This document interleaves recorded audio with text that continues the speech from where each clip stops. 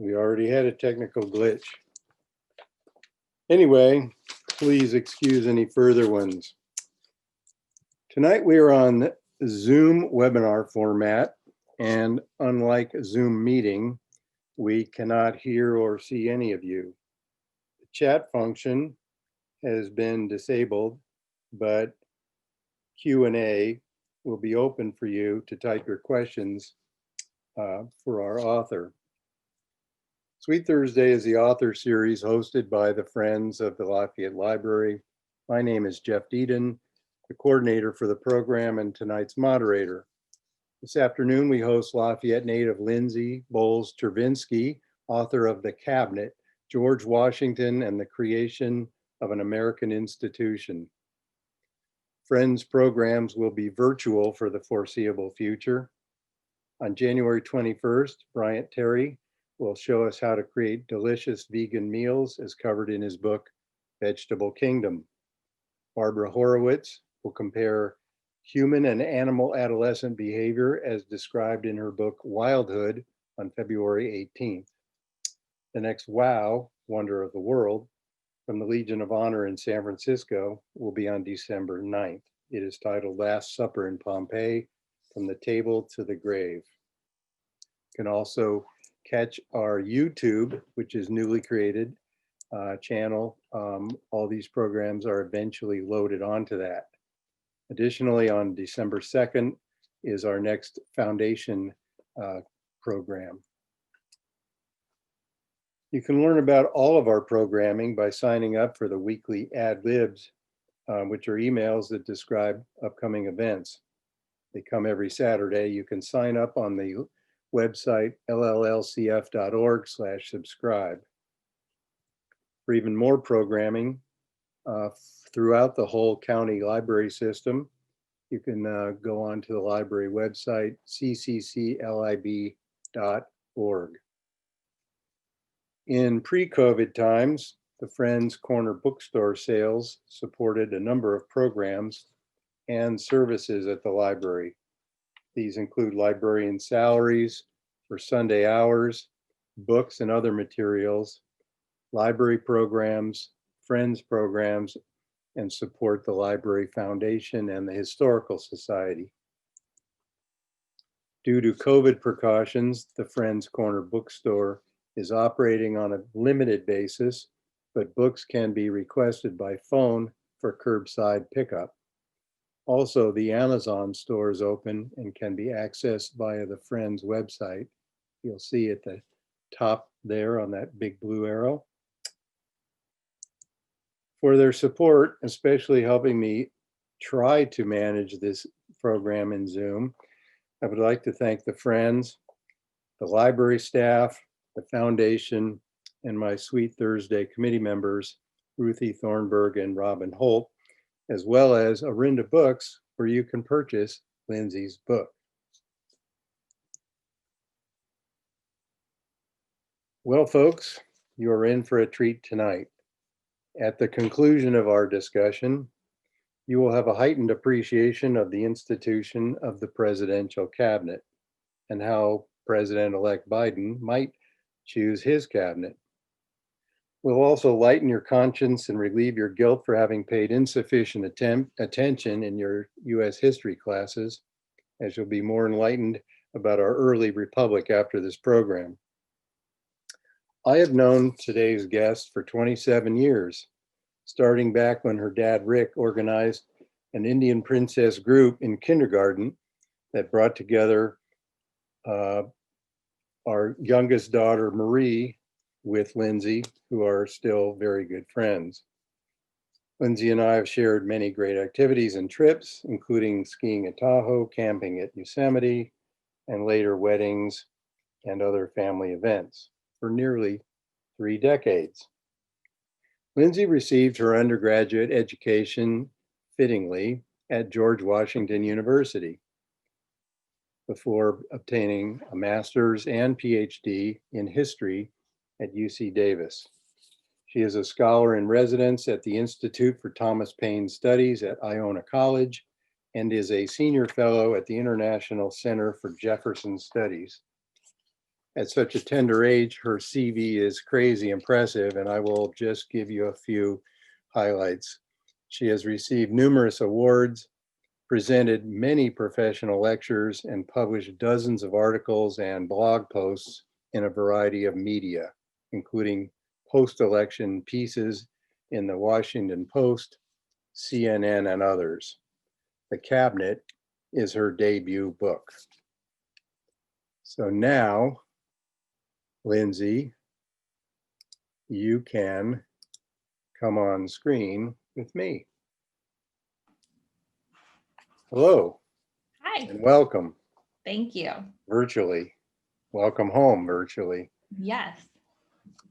Congratulations on completing this tremendous scholarly effort and on your professional success. Thank you. I appreciate it. I wish I could be there in person to see you all. I was so excited about the possibility of coming back to the Lafayette Library, where I regularly checked out books, but I'm glad to be with you all virtually nonetheless. Yes, you were originally going to be here last May, I guess this May. So let's talk about your book. I'm going to read my first question because it's long, my little intro. I very much enjoyed it. In addition to an insightful and researched analysis of your primary topic, the formation of the first cabinet, it's laced with stories and personal details that make it very approachable, and the events of the day sort of come to life. Much of your book deals with, gotta watch my diction and enunciation now, precedent. As the first president of the United States, Washington was very aware that everything he did would have an enormous impact on many aspects of the entire government, especially but not exclusively the presidency. The issue of precedent is relevant in how the president obtains advice. As you point out, the Constitution did not establish the cabinet. What does Article 2, Section 2 say about presidential advice? It's a great place to start. And yes, I have many a times tied up my tongue trying to say president and precedent in the same sentence. So I am deeply sympathetic. So the Article 2 of the Constitution gives two options to the president for how that person can obtain advice. The first is the advise and consent clause, which says that the president, with the advice and consent of the Senate, can form treaties and make foreign appointments. And today, in the 21st century, we really think of the Senate as either a veto or a rubber stamp on whatever policy the president happens to come up with.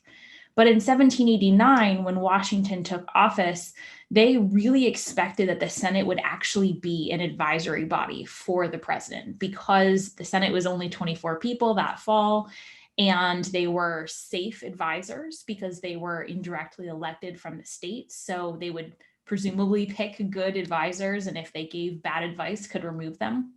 So that was option one. Option two is a clause that says that the president may require written advice from the department secretaries on issues pertaining to their departments. And that clause was crafted incredibly carefully. First, the advice is supposed to be written so that there is a paper trail of evidence about who has said what, and there's transparency at the highest levels of government. But second, the advisors are supposed to give advice about the subjects that they know things about, so that they are knowledgeable and experienced and can give the president good advice. And so those were the options that Washington was really expecting when he took the oath of office on April 30th, 1789. Great, good start. So it segues nicely. He took office in April of 89. The first cabinet meeting was November 26, 1791, over two and a half years later. Why then, and what was the main issue of that first cabinet meeting? Yeah, I'm really glad you brought up that date, because I think it's important to emphasize that the cabinet wasn't there for the first 2.5 years. Washington didn't go into the presidency expecting to create it, and certainly didn't create it on day one. And he really tried to use those two options that I had mentioned and found them to be insufficient or frustrating or too slow to meet the demands of diplomacy.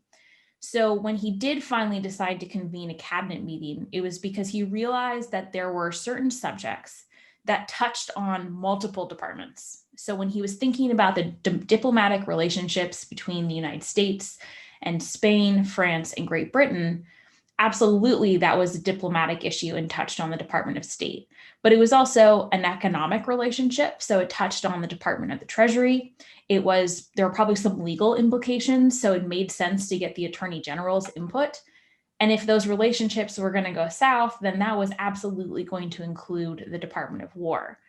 So Washington concluded that it would be helpful and beneficial to be able to bring together all of his advisors to provide different perspectives and different advice on these really complex issues. Okay. So who were those first four members? Well, for fans of the musical Hamilton, these will probably be names that are familiar to you. Secretary of State Thomas Jefferson, Secretary of War Henry Knox, Secretary of the Treasury Alexander Hamilton, and Attorney General Edmund Randolph were the first four men in the cabinet. And their backgrounds, how did he choose them? Well, this is one of the things that I think is most relevant for today when we think about the cabinet. Of course, they were all white men. So by 21st century standards, they weren't a particularly diverse group. But in the 1790s, only white men were considered citizens. So the applicant pool was much narrower than it is today. So Washington did his best to select men who, he had to know them. He had to have a good relationship with them, which makes sense. You don't want to take advice from someone you don't know or trust. He wanted them to be knowledgeable and experienced and to have knowledge and sort of a perspective that was different from his own so that he would learn something from them and gain additional information. So for example, Washington only left the country once, and it was when he was a teenager and he went to Barbados. He had never been to France or Great Britain or Spain. And so not only did he not speak those languages, but he didn't really know the customs of diplomacy in the big centers in Europe. And so it was very important for him to have a Secretary of State like Jefferson, who not only spoke French, which was the language of diplomacy, but also had been to those places and could speak to what the customs were. And then the final part that has continued to guide most presidents up until today is that he wanted them to represent different factional, cultural, economic, regional, religious, educational, experiential backgrounds so that he could bring together the country into the administration. And so they all made their homes in different places. They came from different backgrounds and families. Hamilton sort of cozied up to the merchant elite in New York City, whereas Thomas Jefferson was born into a very wealthy plantation-owning family in Virginia. And so they spoke for really different groups of people. And that allowed Washington to encourage people to feel represented in the administration and to feel seen and to feel heard at a time when the emotional bonds between the states were very tenuous and nationalism really wasn't a thing at the time. So it was really important to use the cabinet as a way to bring the country together. So before he, in those 2.5 years, migrated to this format, there was a lot of things that happened I'll get to later, but most basically, what other forms of advice did he consider and then dismiss before settling on this format? So the first thing that Washington did was to meet with the Senate, which was outlined in Article 2. And his first visit was actually in August of 1789, only a couple of months after he took the oath of office. And Washington prepared for that meeting by sending all of the existing treaties between the United States and Native Americans. The purpose of his visit was to basically sketch out instructions for peace commissioners who were going to go meet with representatives of North Carolina, South Carolina, and the Creek and Cherokee nations. And he had never sent people to a peace commission before. And so he wanted to make sure he was giving smart, disciplined instructions. So he sent all of those treaties to the Senate so that they would have the background information they needed. He then met with a committee to talk through some of the details, like how he would enter and how he would be introduced and where he would stand and where other people would sit or stand, the sort of things that maybe seem a little silly until you actually have to make all these decisions for the first time. And then you realize just how many decisions have to be made. And then when Washington arrived on August 22nd, he brought with him the acting Secretary of War, Henry Knox, to answer any questions or provide any additional input or information that the senators might require. He also brought a series of questions that he hoped would spur debate and get the senators talking and provide the sort of feedback he was looking for. But instead, he was met with silence and sort of awkward shuffling of papers and avoidance of eye contact. And the senators ultimately requested that they be able to refer the issue to committee and meet privately, and then have Washington come back the following week for their recommendation. And Washington was really frustrated by that because he wanted an immediate answer, and he felt like diplomacy really required an immediate answer. So that was one option. And when he left that day, he actually said that he would never again return because he felt like they had basically wasted their only opportunity and he wasn't going to go back and waste time again with them. He also tried kind of like a short fuse. He did have a bit of a short fuse. When I read those, I was kind of surprised by all that. Yeah, he worked really hard to sort of maintain composure, and it worked until it didn't. And then he kind of had a notorious temper of he would blow up and then feel a little bit bad about it and try and kind of tamp that down. So that was one option he experimented with. Another option was that written advice component, and he did start by exchanging letters with the department secretaries.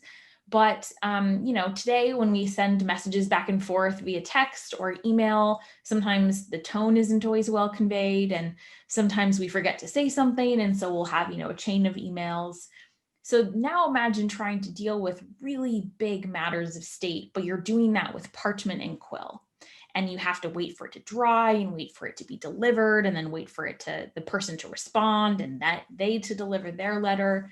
And so that, again, was very cumbersome and slow. And Washington wanted more immediate feedback. And so what he started to experiment with was exchanging a letter or two and then having an individual meeting one-on-one with the secretaries to nail out any additional details or any edits to proposed policy.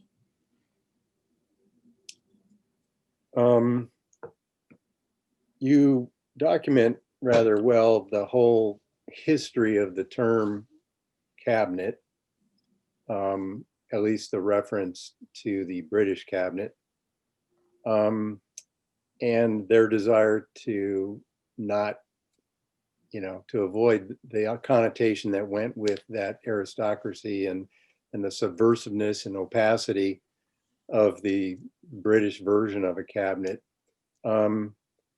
And so they came to this sounded reluctantly and gradually.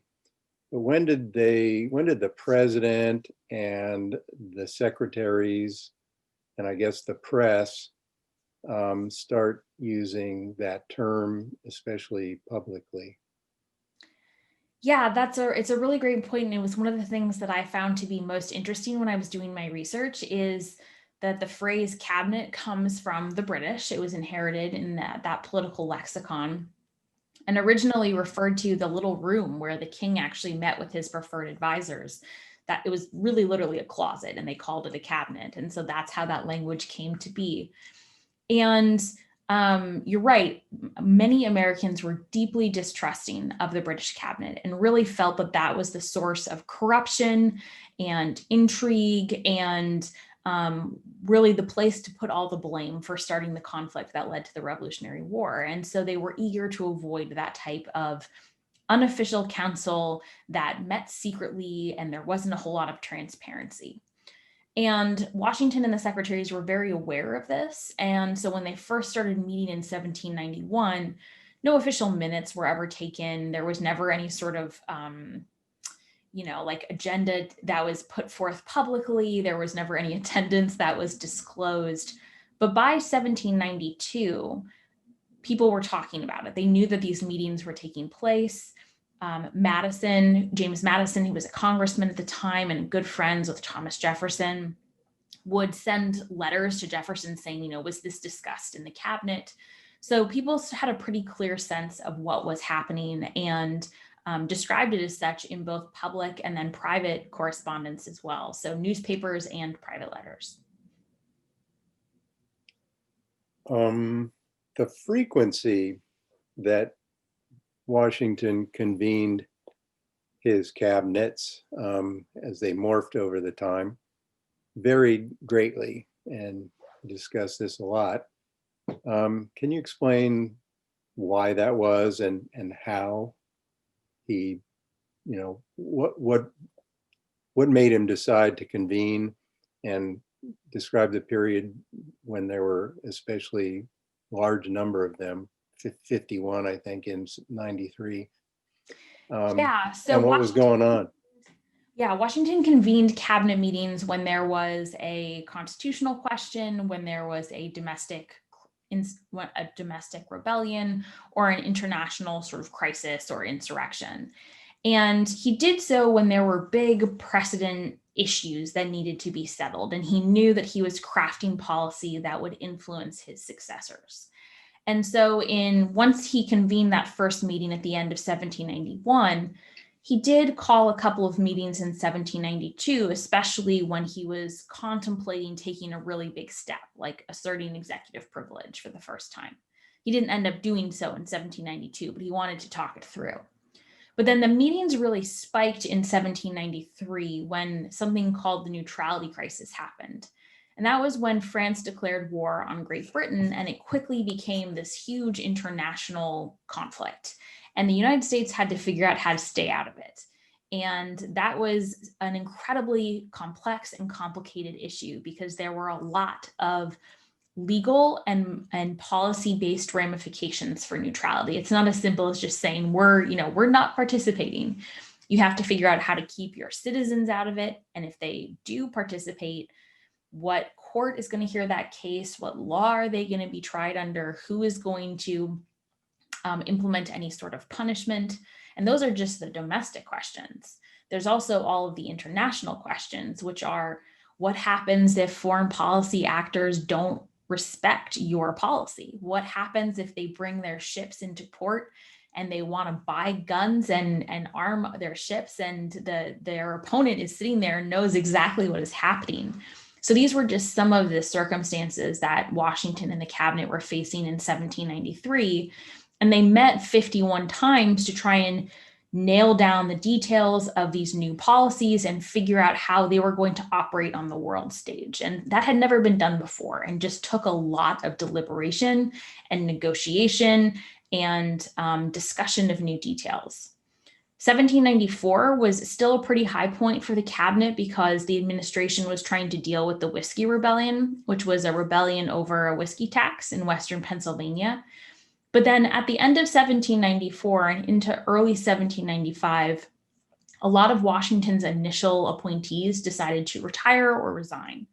And he was faced with trying to fill these positions at a time when being a cabinet secretary actually wasn't particularly glamorous. The pay was pretty low. Travel was incredibly uncomfortable. You had to be away from your family and your home, sometimes for months at a time, and your primary source of business. So if you weren't independently wealthy, you were going to take a financial hit. And so Washington really had trouble getting people to take these positions.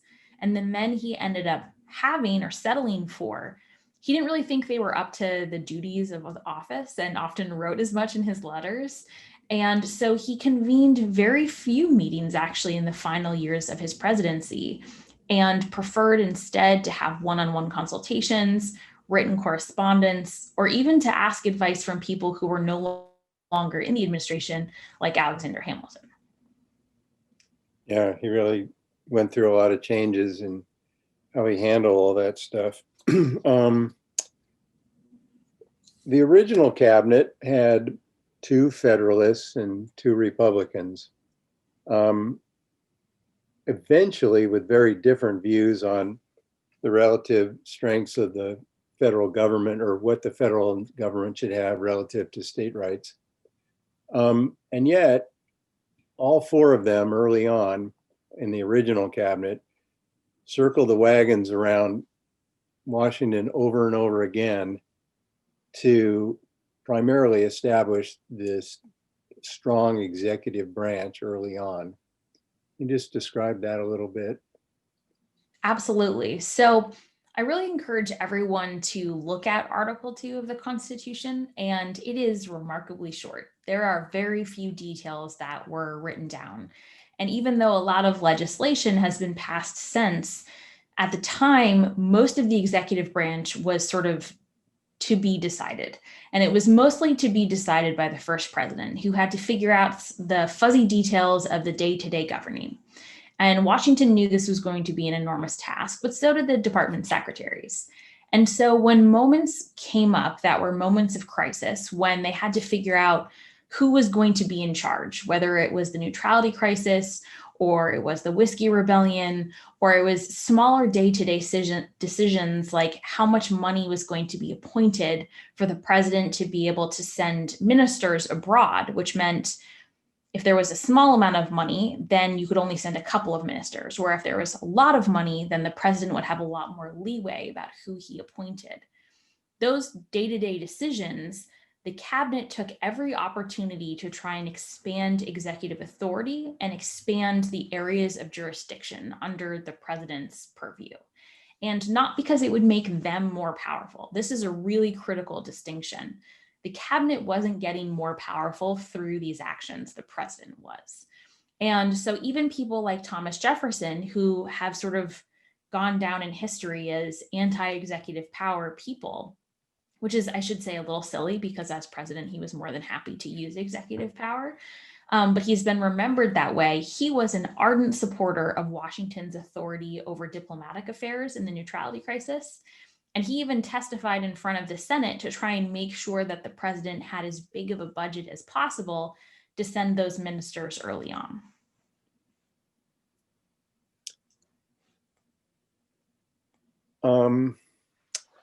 It's a little bit impossible, and I'm sure hundreds of books have been written about it, but can you just give us maybe a glimpse of the relationship between Hamilton and Jefferson?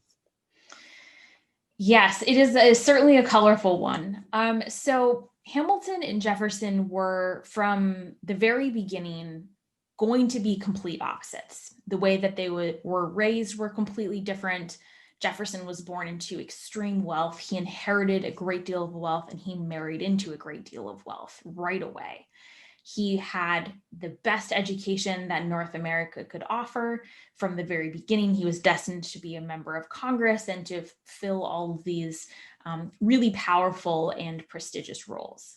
Whereas Hamilton was born into an unmarried mother who his father abandoned the family early on. His mother died when he was young. So he had a series of really, really tough blows early on. And then he traveled from the Caribbean to the United States and really had to kind of make his own way, a pull up by your bootstraps sort of story. So from the beginning, they had completely different perspectives. But then their wartime experience only exacerbated those differences because Hamilton was in the army, he was fighting. The wartime experience was very dirty and visceral and often scary because they didn't know A, if they were going to be attacked, or B, if they were going to have food or supplies that were necessary for the army to survive. And Jefferson spent the war either as governor of Virginia or as minister to France, in which his job was to wine and dine diplomats in comfortable spaces and visit Versailles. So you can see again how their perspectives are just wildly different. They also had completely divergent views of what the nation should be. Jefferson thought that the country should really promote yeoman farmers. That was the ideal citizen. Cities were places of sin and corruption and disease, and the government should be small and the military should be practically non-existent, and the United States should ally itself with France. Hamilton was basically everything opposite of that. He loved cities. He thought that the government should invest in industry and trade and ally itself with Great Britain, which was the largest trading partner.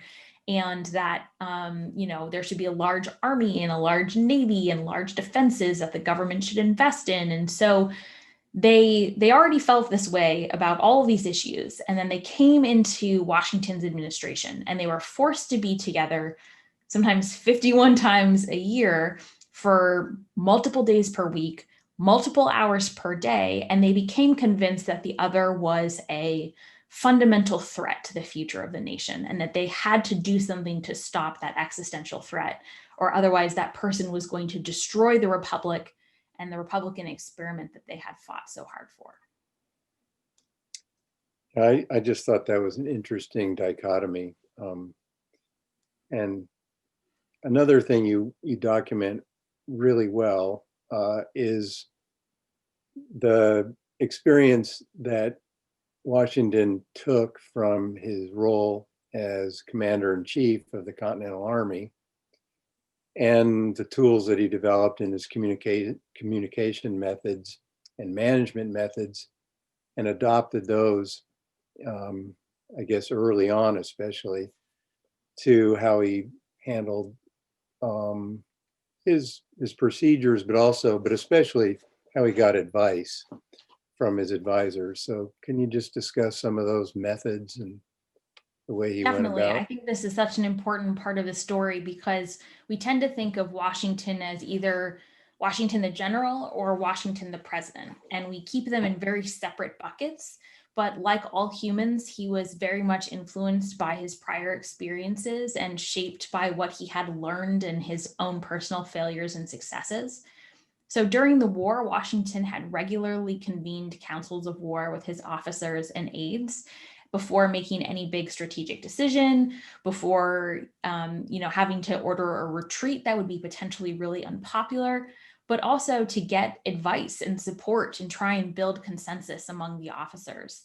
And they were some big personalities as well. So he developed a system where he would send out a list of questions ahead of time, use those questions as an agenda, and then if the officers disagreed with each other, request written opinions afterwards to make sure he understood all the information, but also to make sure he heard from everyone, because sometimes the officers didn't feel like going 10 rounds with Hamilton or didn't want to do battle with the pack of hounds that Charles Lee brought with him everywhere he went. And as a hound owner myself, I can understand, because just one is incredibly loud and I cannot imagine trying to do battle with a pack of them. But so once he was in the presidency, Washington, he had a smaller group that he had to deal with, only 4 people, but their egos, their ambitions, their ideas were no smaller and required equal finesse. And so he used those same strategies. He would send out questions ahead of time, use those questions as the agenda, and then request written opinions when they disagreed, which frankly ended up kind of being more often than not. And it was important because it allowed Washington to convey to the department secretaries that he wanted to hear from them, that their input was valued and important.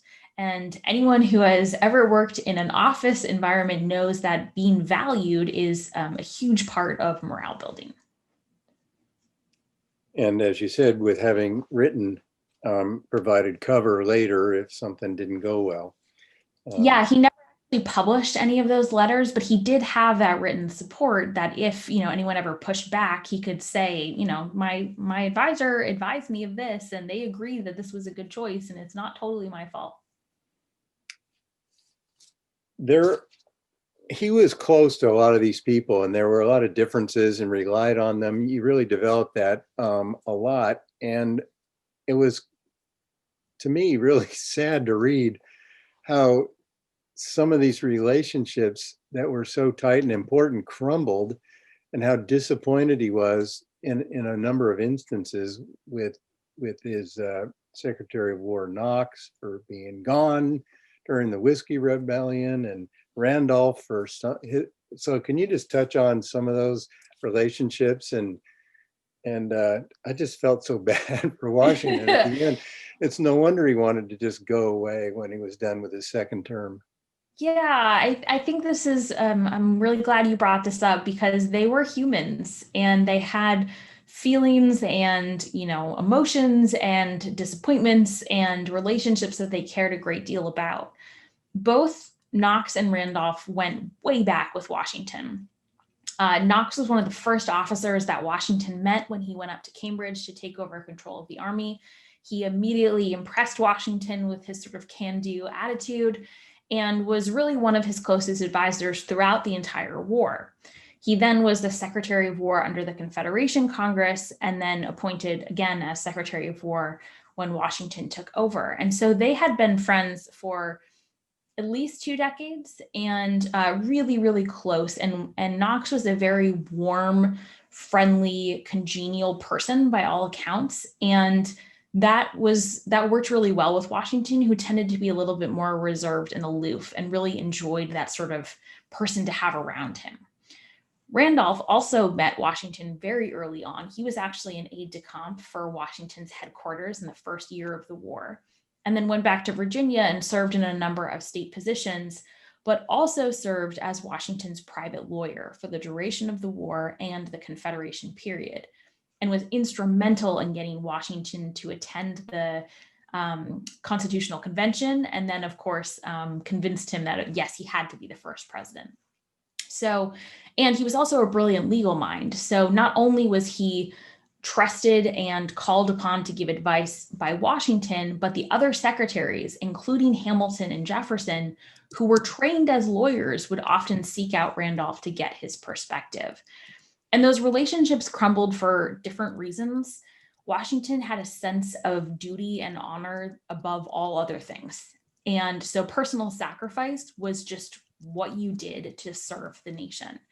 And so in 1794, the fall of 1794, Knox's estate was teetering on the brink of bankruptcy. And so he asked permission to go home to check on the status and try and right the ship.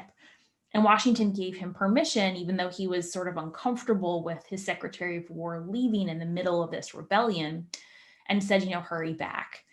And for reasons that we don't really understand, because he didn't write anything down, Knox basically dawdled for 6 weeks after having handled the situation. I think he was probably tired. He had been in some form of public service at this point for almost 20 years, had never been in one place for very long, couldn't be home with his family at his estate that he loved desperately. And so I think he just was tired. And by the time he went back to Philadelphia, where the seat of government was at the time, Washington had already left to go out to march out west to meet the rebels. And from that point on, their relationship just really wasn't the same, because I think Washington was so disappointed in that decision. Randolph is a little bit messier. I don't want to give away the full story, because it is one of the great mysteries of the book that I'm not sure I totally have an answer to because of the limitations of historical evidence. But basically, he was accused of treason. And I will leave it up to you to decide after reading whether or not that was a fair accusation. But Washington didn't really care if it was true or not. Any hint of scandal had to be snuffed out. And so he confronted Randolph with these accusations. And Randolph was so horrified that his friend and mentor and boss of 20 years would think this of him, that he just resigned immediately, and then later started to think about how maybe he could defend his reputation, but by then some of the damage was done. So I will look forward to hearing what you all think about what actually happened. It was very sly and evil of you, the way you threw it out there in the beginning. I think it's even in the introduction, tossed in a few tidbits, and then you don't really tie it up till the end. It was well constructed. Thank you. Let's see. Let's talk about a minor, well, he was a major character, but I had never heard of him before. Genet, who is the French minister during the Neutrality Crisis, pulled all kinds of shenanigans. Did he contribute to the more separation of these two ways of thoughts between the Federalists and Republicans? And did he actually inadvertently keep us out of the war? That's a really interesting question. So for those of you who aren't familiar with this part of the story, Citizen Edmond Charles Genet was the French minister to the United States.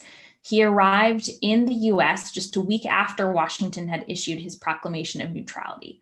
And he didn't really care for that proclamation of neutrality and set about arming privateers, which are basically private ships that are sailing under a license from a foreign government, which was a very common practice at the time. Everyone pretty much did it. And he set about arming them, and they would go out and attack British ships and then bring those British ships back into port, sell off all the good stuff, and then turn that ship into a new French privateer. The problem was he was doing that in the port of Philadelphia, which was 6 blocks from Washington's house. And the British minister was also in Philadelphia and also observing these hijinks. And Genet didn't stop even when he was told he should by Jefferson and Washington and the other people that met with him. So eventually the cabinet got together in early August of 1793 and requested his recall from France, which France did grant. I don't think that Genet contributed too much to the political parties per se, because even Jefferson came around to believing that he was going to be detrimental to the health of the nation and the safety of the nation, and approved the request for the recall. I do think, however, the fact that Hamilton and Jefferson had to meet so many times in the cabinet space, which was a relatively small room and probably not very comfortable in Philadelphia in the summer for anyone who spent some time there in August, to be locked in a small room for hours a day without air conditioning. I'm sure their moods were not fantastic. I think because they were locked in that room, it exacerbated the existing political tensions, and they were convinced again and again of the danger of the other person. And so that accelerated the growth of these partisan divides and eventually the 2 different first parties that came out of that system. I'm not sure Genet necessarily kept the United States out of the war, because everyone was convinced that war was not possible. The country was just beginning to recover from the revolution, physically, emotionally, financially, and they didn't really have an army or navy anyway. So even if they had wanted to fight, they didn't have anything to fight with. But I do think that because he ended up being so unpopular, he made people more willing to have sort of a strict neutrality, which actually benefited Great Britain, rather than a pseudo neutrality that benefited France.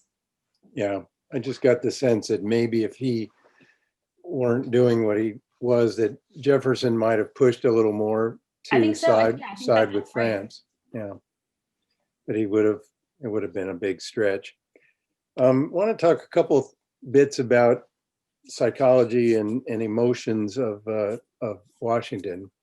You described him more than once in the book as, quote, notoriously thin-skinned. And did that, do you think, affect any of his actions, decisions, or is it just, you just happened to mention that? So I think it definitely was one of the reasons he wanted to retire after 2 terms. He was very tired of criticism and didn't like it at all, and felt like his reputation would only decline if he stayed in office. So that was, I think, one reason. I think his relatively rash response to Randolph was perhaps also a sense that he had been under siege for a while, and various other advisors had left the administration, and maybe he was feeling a little bit of a sense of abandonment.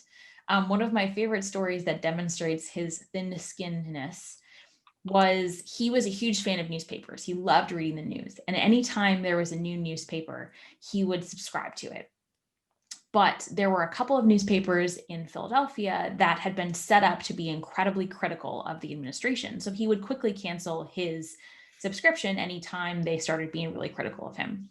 And the editors, knowing that it would probably irk him, would continue to deliver 3 copies of the newspaper every day to the president's house just to get under his skin. And there are some records of him being really mad about this in the cabinet meetings, and yelling that they were clearly just doing it to be impudent and to annoy him and to be frustrating. So clearly their strategy worked. I've got about 1,000 more questions, but they're starting to build up as well. I'm going to do 2 or 3 more. and then we'll move to some audience questions. So anyone else wants to put some up in writing, go ahead, do that now. Importantly, I want to talk about how unique Washington structured his cabinet, and you compare to the two subsequent presidencies. Can you comment on the differences of all three? And then maybe, and then I'll get ahead, one of the audience questions has to do with your predictions for Biden's cabinet. So that's stretching from beginning to end. But. Yeah, definitely. So Adams had a really unfair task because he was the second president, which was going to be unfair to anyone who was in that position. Because even though he had received some criticism, Washington was still the most famous man in the world and very highly respected, and the only image of what Americans knew what it was like to actually have a president. So anyone else was going to fail in comparison.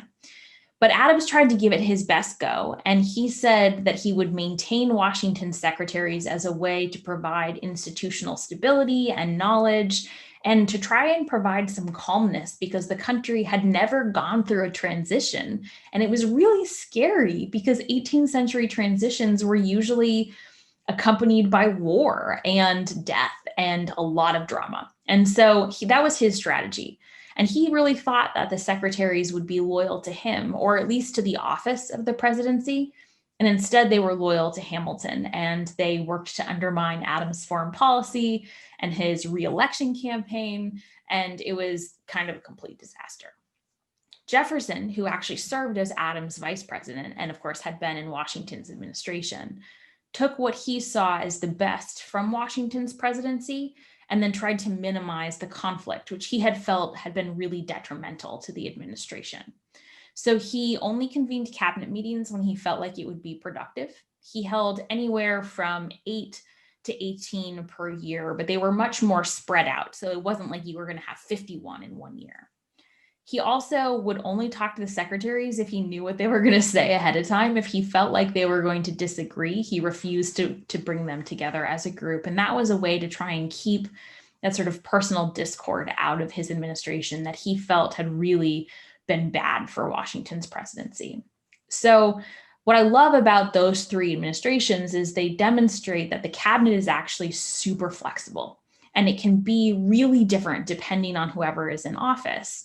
And that's really one of Washington's legacies, is that each president gets to decide who their closest advisors are going to be. And sometimes they'll be in the cabinet and sometimes they won't. But that is an individual choice that has very little public or congressional oversight. So some presidents in the scope of American history, like Jefferson or Lincoln or FDR, have done really well with that flexibility. Others, like Adams or Madison or Jackson or Andrew Johnson, have not fared so well with it, and their cabinets have gone quite poorly.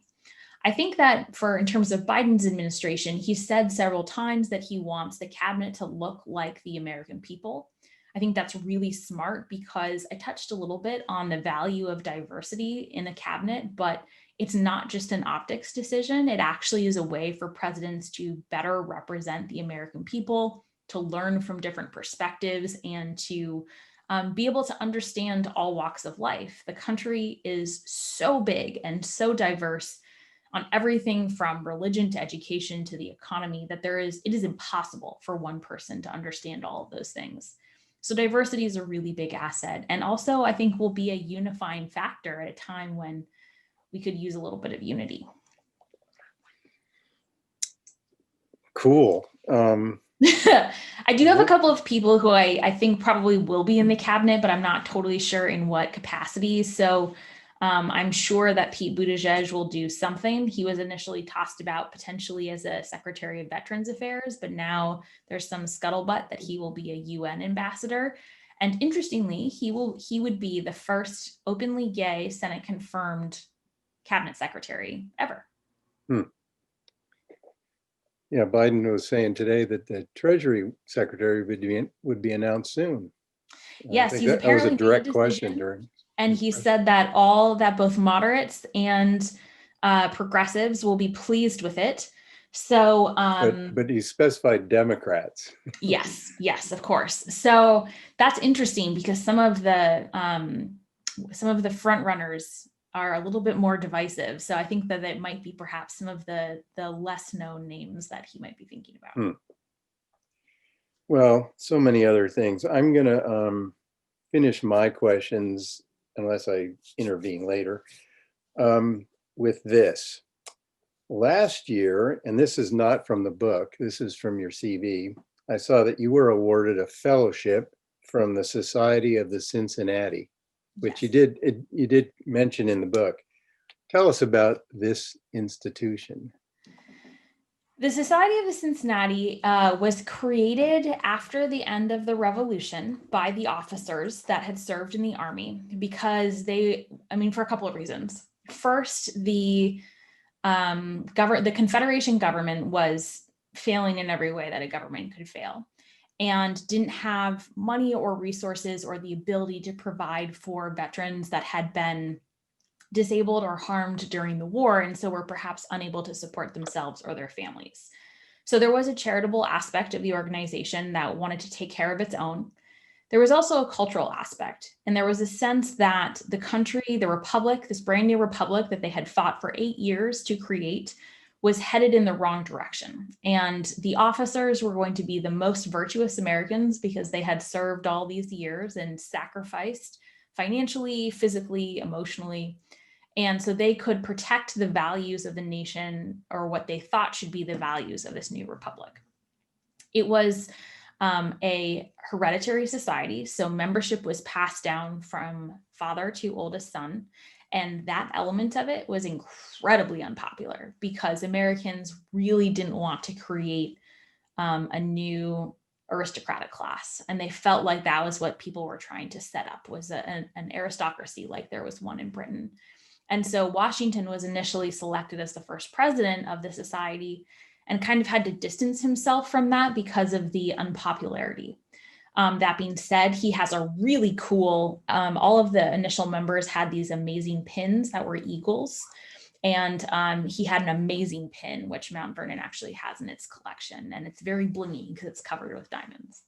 So where's yours? Well, so And to did they this give you the day, secret handshake?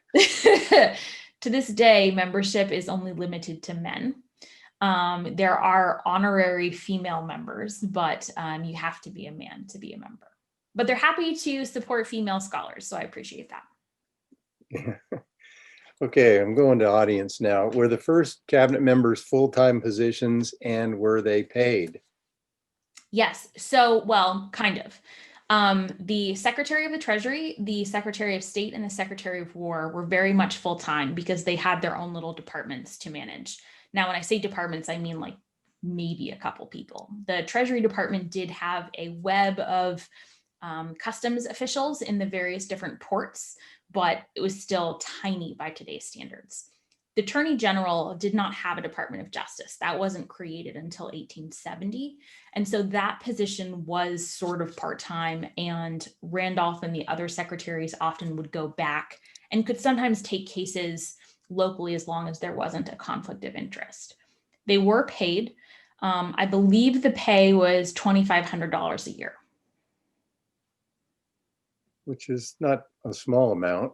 It wasn't a tiny amount. I mean, Washington was paid $25,000 a year, which was a pretty astronomical sum for the time. Yeah. But, you know, as a lawyer, Hamilton earned much more than $2,500. So it was definitely a hit to serve, and you did it out of duty and honor as opposed to financial gain. Right. Here's a question from somebody related to me.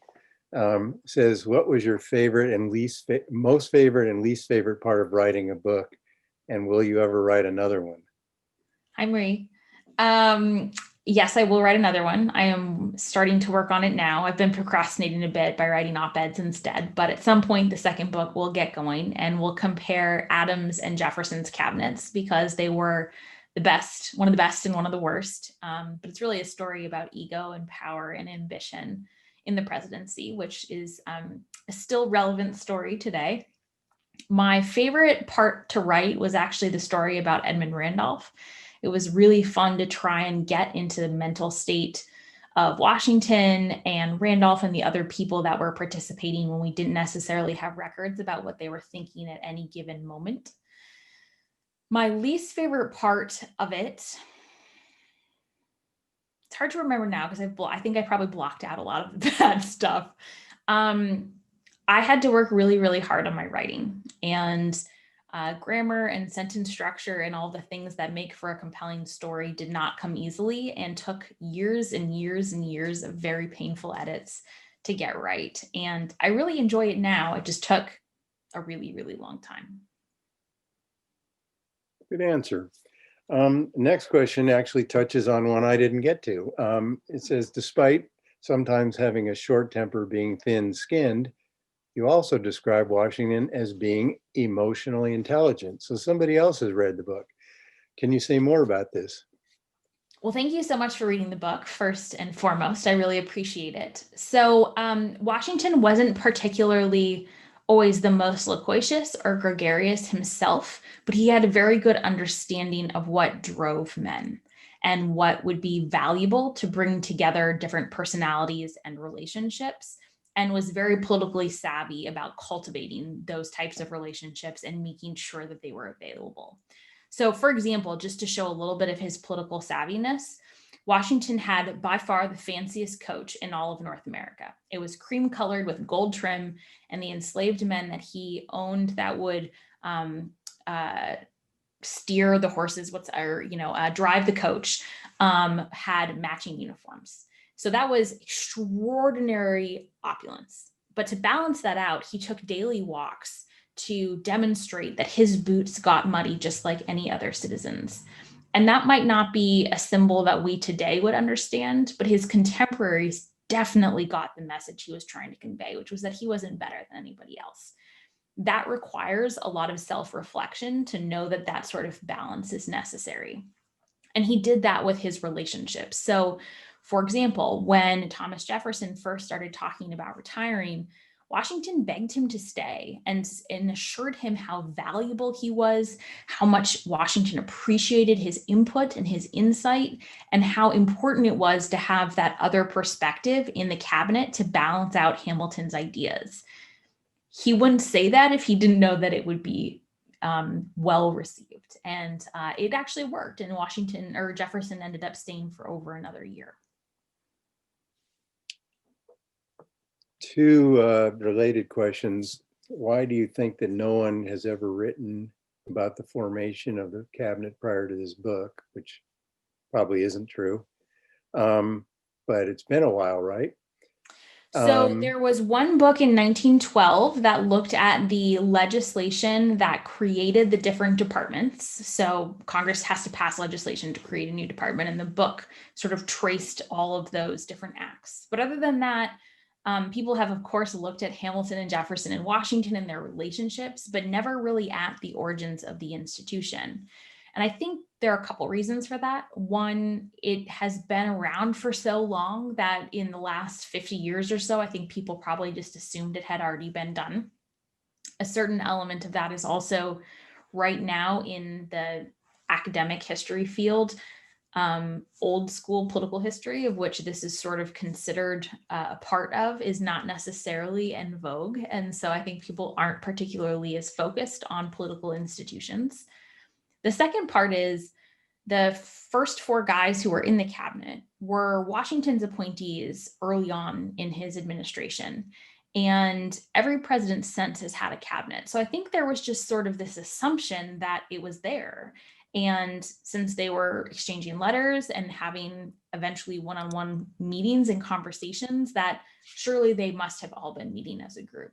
And it was just my good fortune to start digging into this subject, look for a book on it, and realize there wasn't one, and then try and figure out where it actually came from and push back on that myth. And now you're the expert. That's the goal. Yeah, it's awesome.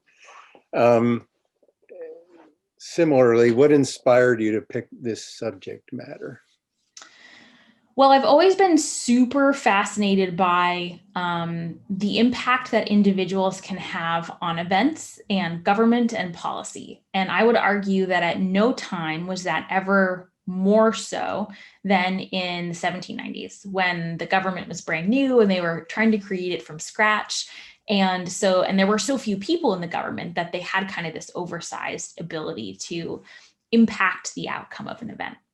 And so I knew roughly that that was kind of what I wanted to look at. And then when I started, looking around for books on the cabinet and I couldn't find one, historians don't get a gap like that in the literature all that often. It was a great stroke of luck that I came upon it and realized it hadn't been done, and then spent, roughly the next 8 years hoping no one beat me to it. But what I realized as I was doing this research is that I think cabinets are central to understanding the presidency and any presidential administration and their leadership, because governing that group of men and eventually women is an almost impossible task. And so it really tells us a lot about presidential leadership, and the cabinets are at the center of everything. So it tells us a lot about events and policy and what is actually happening. This is me, have you been accumulating, since you're living it, cabinet related information about the current administration with the possible eye of focusing on that?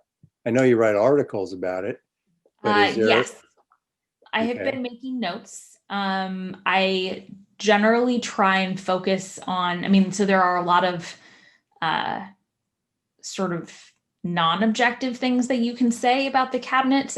So far, I've tried to keep my writing fact-based and based purely on numbers. So for example, our current administration has had more turnover than any other presidency, including two-term presidents.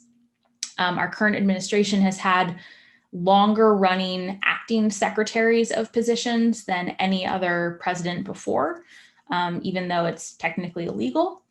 And there was far less diversity in this particular administration than there had been in the previous several. So those are just some of the sort of fact-based assessments that I can share. But yes, I have been making notes. The tricky thing about writing about contemporary cabinets is that most of the documentation will not be declassified for several decades. And so there's a lot that we know, especially as people start to leave office and write books and share information with the reporters. But we won't really have a good sense of everything that happened until stuff is declassified. And a great example of that is Eisenhower. People really thought that he was old and doddery and not particularly invested in the day-to-day governing. And it turns out that he was super sharp and on top of everything. And that image of sort of old senileness was very much cultivated. And we didn't know that until the documents were released. Well, that segues into a couple of the evolution of the cabinet. One is, when did the Senate start approving cabinet members? And two, where'd it go? Well, just start with that while I find the other question. Sure. So the Senate started confirming cabinet secretaries from the very beginning. The legislation that created the departments was passed in the summer of 1789. And as part of that legislation, it was determined that the secretaries would be appointed by the president with confirmation by the Senate. And unless there was the case of impeachment, the president has the sole right to remove a secretary. So that was baked into the system from day one. I will say that for most of American history, presidents, especially first-term presidents, have been given a lot of leeway to create the cabinets that they want and they think will work best. So there have only been 9 secretaries in all of US history that have been rejected by the Senate, and only 15 additional appointments were withdrawn or pulled by the president or the nominee themselves. And so that's a very small number in comparison to the entire body of people that have served. Okay, we have time for a few more. I found the other one. Can you summarize the growth of the cabinet from the original 4 to current? And a separate related question is, any chance we'll have the EPA elevated to a cabinet level position?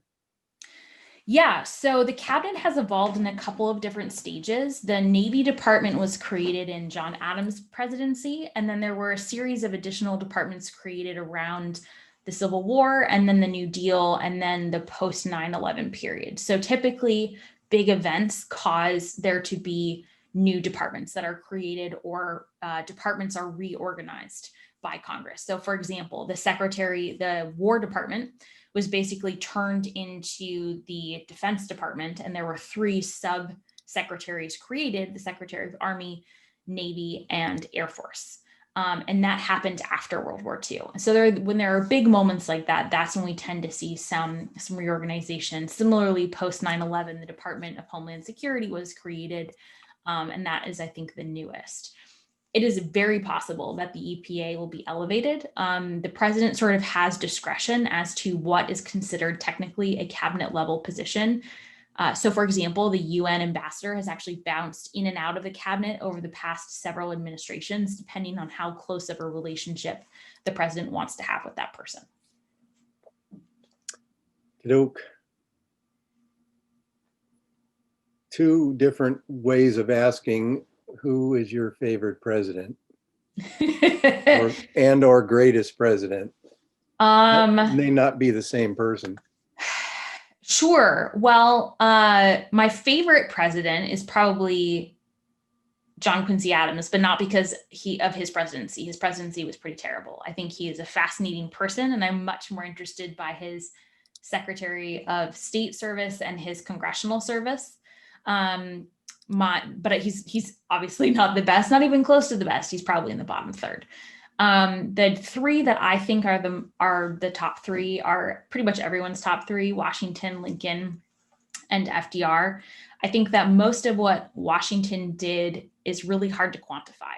Showing up and being there and knowing when not to say something and when to not to act and when to retire is much less sexy than winning a Civil War or World War II. And so it is much harder to appreciate that contribution, but I think that we cannot discount the fact that he basically created the system.